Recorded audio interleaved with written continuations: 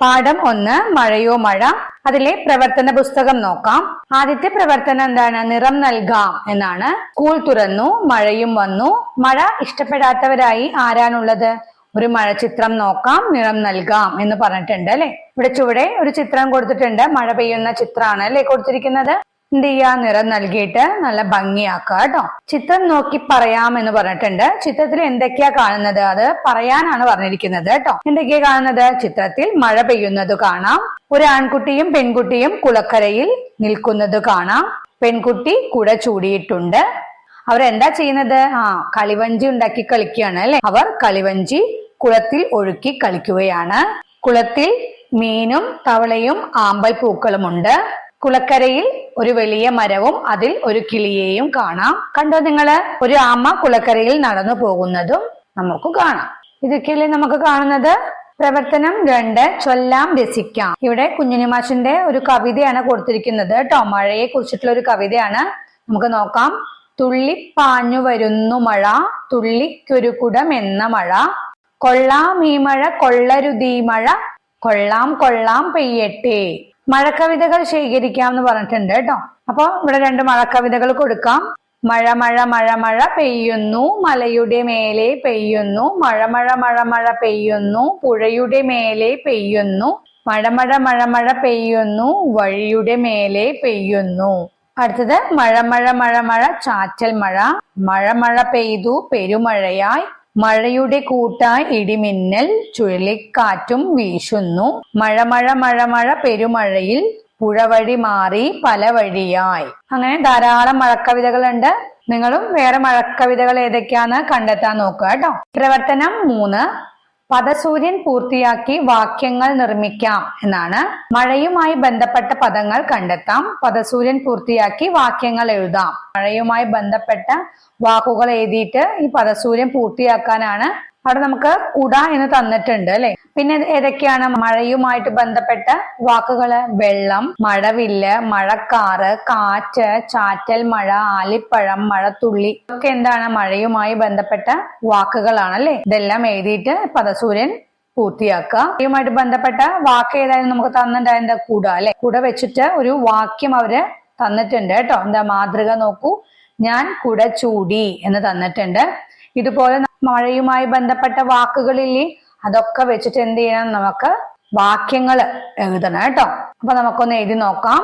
ഞാൻ ആകാശത്ത് മഴവില്ല് കണ്ടു, മുറ്റം നിറയെ വെള്ളം, കാറ്റത്ത് മരച്ചില്ലകൾ ആടി ഉലയുന്നു, ചാറ്റൽ മഴ പെരുമഴയായി, ഇറയത്തു നിന്ന് മഴത്തുള്ളികൾ ഇറ്റിറ്റു വീഴുന്നു. ഇങ്ങനെയൊക്കെ വാക്യങ്ങൾ ഉണ്ടാക്കി എഴുതുക കേട്ടോ. പ്രവർത്തനം 4 പട്ടികപ്പെടുത്താം. മഴ പെയ്യുന്നതിന് തൊട്ടു മുമ്പുള്ള ഒരു കാഴ്ചയാണ് ചിത്രത്തിൽ.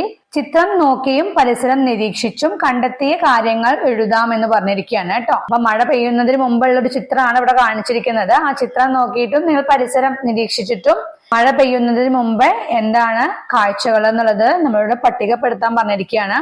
അവിടെ ചിത്രത്തിൽ കാണിച്ചിട്ടുണ്ട് അല്ലെ. എന്താ? ആകാശത്തെ കണ്ടോ കാർമേഘങ്ങള് കൂടിയിരിക്കുന്നു അല്ലെ. പിന്നെ എന്താ? കാറ്റ് വീശുന്നു. എന്താണ്? മരച്ചില്ലകൾ ആടി ഉലയുന്നത് കാണാം അല്ലെ. പിന്നെന്താ? മരച്ചില്ലകൾ പൊട്ടി വീഴുന്നത് കാണാം. തോരാൻ ഇട്ടിരിക്കുന്ന തുണികളെല്ലാം പറന്നു പോകുന്നത് കാണാം. പിന്നെ കുട്ടികൾ കണ്ടോ ചെവി പൊത്തി നിൽക്കുകയാണ് അല്ലെ. എപ്പോഴാണ് നമ്മൾ ചെവി പൊത്തുന്നുണ്ടാവുക? പേടിയുടെ ശബ്ദം കേട്ടിട്ട് പേടിച്ചിട്ടായിരിക്കും അല്ലെ ചെവി കൊത്തി ഉണ്ടാവുക. മഴ പെയ്യുന്നതിന് മുമ്പുള്ള കാഴ്ചകള് അതൊക്കെ നമുക്ക് ഉൾപ്പെടുത്തിയിട്ട് എഴുതാം. ആകാശത്ത് കാർമേഘം ഇരുണ്ടുകൂടി, ശക്തമായ കാറ്റ് വീശി, കാറ്റത്ത് മരങ്ങൾ ആടി ഉലയുന്നു, മരച്ചില്ലകൾ ഒടിഞ്ഞു വീഴുന്നു, ഇടിമിന്നൽ ഭയന്ന കുട്ടികളെ കാണാം, ഉണങ്ങാൻ ഇട്ടിരുന്ന വസ്ത്രങ്ങൾ പാറുന്നത് കാണാം. അപ്പൊ ഈ കാഴ്ചകളൊക്കെയാണല്ലേ മഴ പെയ്യുന്നതിന് മുമ്പ് കാണുന്നത്. അതവിടെ എഴുതുക കേട്ടോ. അടുത്തത് എന്താ? മഴ പെയ്തതിനു ശേഷമോ എന്ന് ചോദിച്ചിട്ടുണ്ട് കേട്ടോ. മഴ പെയ്തതിനു ശേഷം എങ്ങനെയാ ഉണ്ടാവുക? കാർമേഘമൊക്കെ പോയി ആകാശം തെളിയും അല്ലെ. പിന്നെന്താണ്? ചെടികളിലും മരങ്ങളിലും ഒക്കെ മഴത്തുള്ളികള് മിന്നിത്തിളങ്ങുന്നത് കാണാം അല്ലെ. സൂര്യന്റെ പ്രകാശത്തില്. പിന്നെന്താ? ആകാശത്ത് പക്ഷികൾ പറക്കുന്നത് കാണാം. പച്ചവിരിച്ച നെൽപ്പാടങ്ങൾ കാണാം. പാടവരമ്പത്ത് കൊറ്റികളെ കാണാം.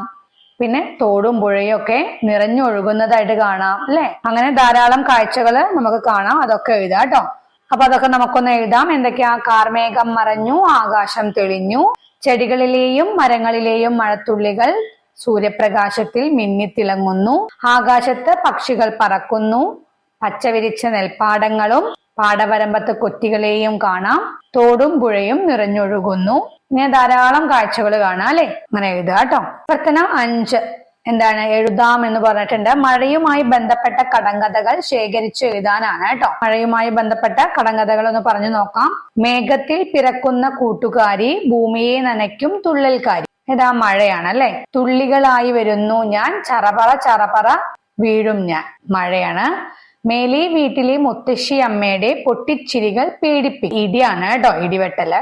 മാനത്തച്ഛൻ പത്തായത്തിൽ തേങ്ങ പെറുക്കി ഇടുന്നല്ലോ. അതും ഇടിയാണ്. അവിടെ കണ്ടു ഇവിടെ കണ്ടു പിന്നെ ആരും കണ്ടില്ല. അതെന്താ? മിന്നലാണ് അല്ലെ. മൂളുന്നുണ്ട് പറക്കുന്നുണ്ട് കണ്ണിൽ കാണാൻ ഒക്കില്ല. എന്താ അത്? കാറ്റാണ്. കണ്ടറിയില്ലെങ്കിലും കൊണ്ടറിയും. അതും എന്താ? കാറ്റ് തന്നെയാണ് അല്ലെ. ആരാലും മടിക്കാത്ത മുറ്റം. എന്താ? ആകാശമാണ്. അവിടെ നോക്കിയാലും ഇവിടെ നോക്കിയാലും എവിടെയും കാലില്ല പന്തൽ. എന്താ അത്? ആകാശം തന്നെയാണ് അല്ലെ. പിടിച്ചാൽ പിടികിട്ടില്ല, വെട്ടിയാൽ വെട്ടേൽക്കില്ല, മണമില്ല നിറമില്ല, ഒഴുകി നടക്കും ഞാനാര്. എന്തായിരിക്കും അത്? വെള്ളമാണ് അല്ലെ. വില്ലാണ് പക്ഷേ ഞാനില്ല കെട്ടാൻ. അത് മഴവില്ലാണ്. ആകാശത്തൊരു വർണ്ണക്കൂട്, ആഹാ 7 നിറക്കൂട്. എന്താ അത്? മഴവില്ല് തന്നെയാണ് അല്ലെ. ആകാശത്തൊരു പഞ്ഞിക്കിടക്ക. അതെന്താ? മേഘമാണ്. അപ്പൊ ഇതൊക്കെയാണ് കേട്ടോ മഴയുമായി ബന്ധപ്പെട്ട കടങ്കഥകള്. ഇതോടുകൂടി ഇന്നത്തെ ക്ലാസ് കഴിഞ്ഞു. നെക്സ്റ്റ് ക്ലാസ്സിൽ നമുക്ക് ബാക്കി പ്രവർത്തനങ്ങൾ നോക്കാം. Okay, by.